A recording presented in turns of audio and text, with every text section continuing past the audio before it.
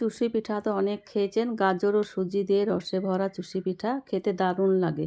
বানানো যতটা সহজ, খেতে তার চাইতে অনেক মজার হয়। একবার দেখাতে যে কেউ বানিয়ে নিতে পারেন। বানানো এতটাই সহজ।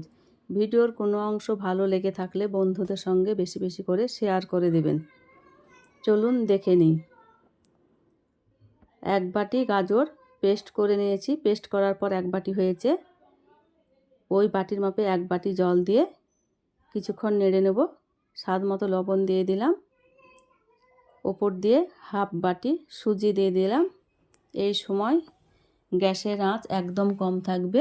সুজির সঙ্গে ভালোভাবে রান্না করে নেব। একটা ডো তৈরি করে নেব জাল দিয়ে দিয়ে। আমার একটা ডো আঠালো চ্যাটচেটে ডো তৈরি হয়ে গেছে। নামিয়ে নিলাম। একটা থালায় ঢেলে নিচ্ছি। ঢেলে ঠান্ডা করে নেব।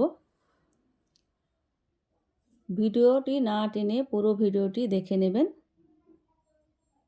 ঠান্ডা হয়ে গেছে। 1 প্যাকেট গুঁড়ো দুধ দিয়ে দিলাম। ডোয়ের সঙ্গে ভালোভাবে মিক্স করে নেব। এটা খাবার সময় অনেকটা ভালো লাগবে। ঠান্ডা হয়ে গেছে। হাতে ছোট ছোট করে নিয়ে এইরকমভাবে চুষি পিঠা করে নেব। চুষি পিঠা একটু বড় বড়ই করে নেব, খুব ছোট করব না। আমার সবগুলা করা হয়ে গেছে। গ্যাসে তেল গরম হয়ে গেছে।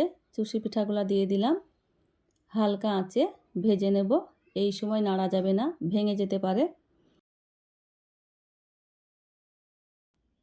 আলতোভাবে নেড়ে নেব। এদিকে হয়ে গেছে, বাদামি কালার হয়ে গেছে। চুষি পিঠাগুলা তুলে নিলাম। তেল ঝরিয়ে থালায় ঢেলে নিচ্ছি। এইভাবে বাকি পিঠাগুলো আবারও ভেজে নিয়েছি। এদিকে গ্যাসে কড়াই চাপিয়ে 1 বাটি চিনি দিয়ে দিলাম। আর 1.5 বাটি জল দিয়ে একটু চিনির রস তৈরি করে নেব। 2টো এলাচ ফাটিয়ে দিয়ে দিয়েছি। চিনিটা গলানো পর্যন্ত অপেক্ষা করেছি। চিনিটা গলানো হয়ে গেছে। ভেজে রাখা চুষি পিঠাগুলো দিয়ে দিলাম। এইভাবে 5 মিনিট ঢেকে রাখব। ওপর দিয়ে 1 চামচ পাটালি গুড় দিয়ে দিলাম।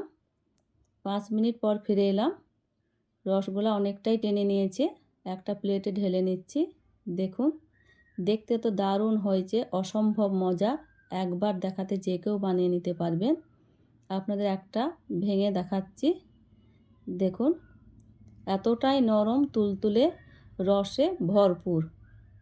খেতে তো অসম্ভব মজার হয়েছে।